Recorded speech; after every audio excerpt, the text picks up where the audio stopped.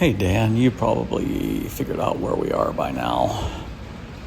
So this was Friday morning. I swam with Masters group down here at 5:30 in the morning. Oh, and then we quickly transitioned to bats. So we went to the zoo. Apparently the zoo that's here is the best zoo in the country. And I'm not even sure they were employing hyperbole. I think they're being serious. So we spent 5 hours, Beth, 6 hours? They're at 11. 11 to 4:30. It was, we spent a lot of time there. So this was really cool. So it was a glass tube that you walked through, and you could see that ray swimming over you. So lots of kid-friendly things like these bubble pop-outs.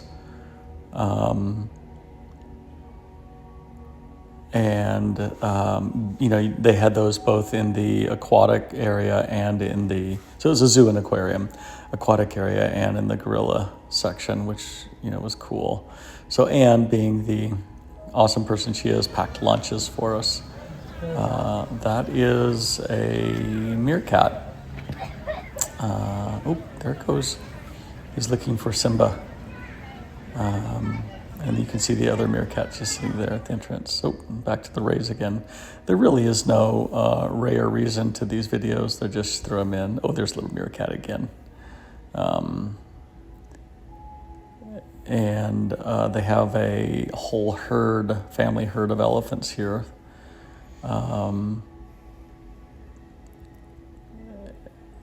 Johnny is not quite he's taller than a newborn elephant, so that's something. Anyway, this was where we went and petted the rays, which was kind of cool. Oh, I don't know why these videos are out of order. Sorry about that. Me with my doppelganger. So apparently silverback gorillas have a penis that's only like 3 centimeters long, which we thought was kind of humorous. So here's he was sitting on this coffee bag, and so he got up and took it in. So here they are petting the rays. These rays are literally just swimming. You were allowed to put your hand in there, and they would swim, and like Beth must have been like, she was like the ray whisperer, because they would come up and they would bump her hand. Oh, that one bumped my hand.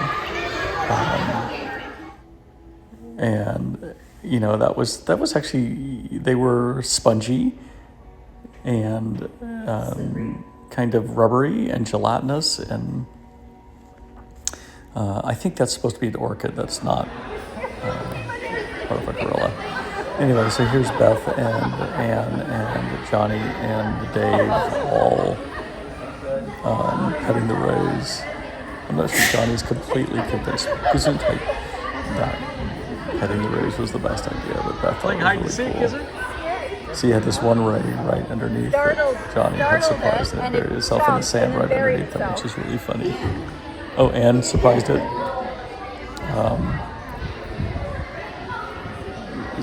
And this wasn't just one species, lots of different species of rays. But it was actually really cool. They did not have a pet bee. I'm not sure what kind of primate that is, but I thought it was really cool. I love his hair. I'm going to start doing my hair like that, I think. I'm not in your picture from here, right?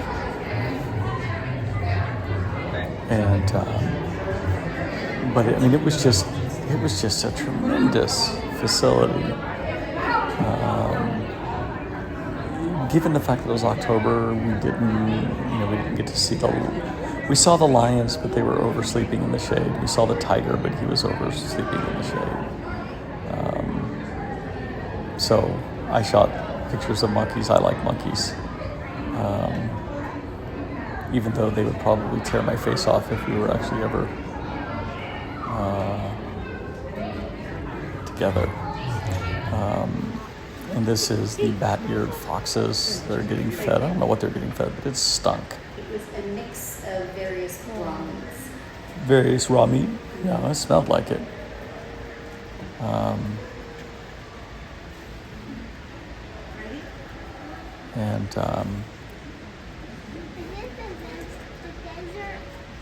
think I've got.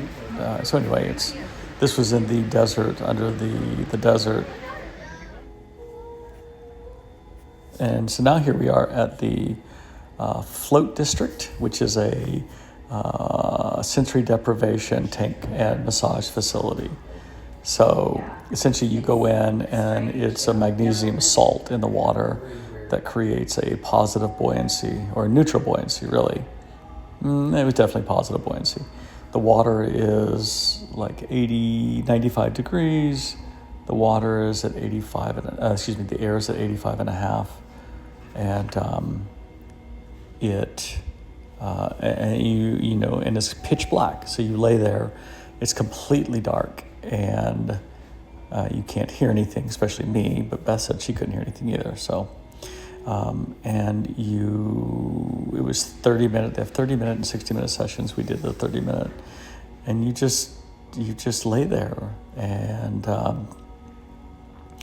you can open your eyes, but it doesn't matter because you can't see anything. So you quick take a shower, and then, so this is me once I had finished, and this is what it's like, 18 inches deep, and there's that little lighted bar, but you could turn the lights on and off from the inside, and it's just completely off, and then they turn the lights on at 1 minute to give you a warning that it's time to wake up and get out. So now we're just finishing up in at the Float District, the sensory deprivation tank place. Beth and I went first, and Johnny and Dave are in right now. It's been a good weekend. The weather's been great. It's been 75 here. Yesterday at the zoo, it was a little windy, but it was just perfect walking around in your shorts weather. And then tonight we're going to go to one of Megan's shows at the American Midwest Ballet. And then tomorrow we head back to real life, back to Winona. I think I saw your video with Magda and Andy. It was great that they were able to come and visit. You're right. It's really interesting how those connections get made. And I don't think I mentioned when I was down here, but I don't mention early in the video, but when I made the connection with the coach of the Masters swim group down here in Omaha,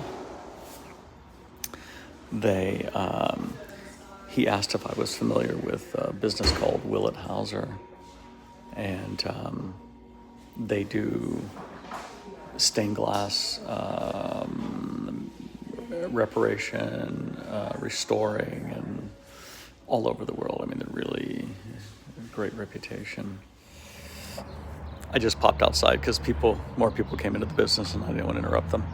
Anyway, it's Willett Hauser's got a great reputation, and Todd, the swim coach down here, asked me by email if I'd ever heard of that business. It's like, oh yeah, I know one of the former presidents. I know a couple people work there, and they're located right around the corner from my house. They are right across from the tennis courts at the middle school.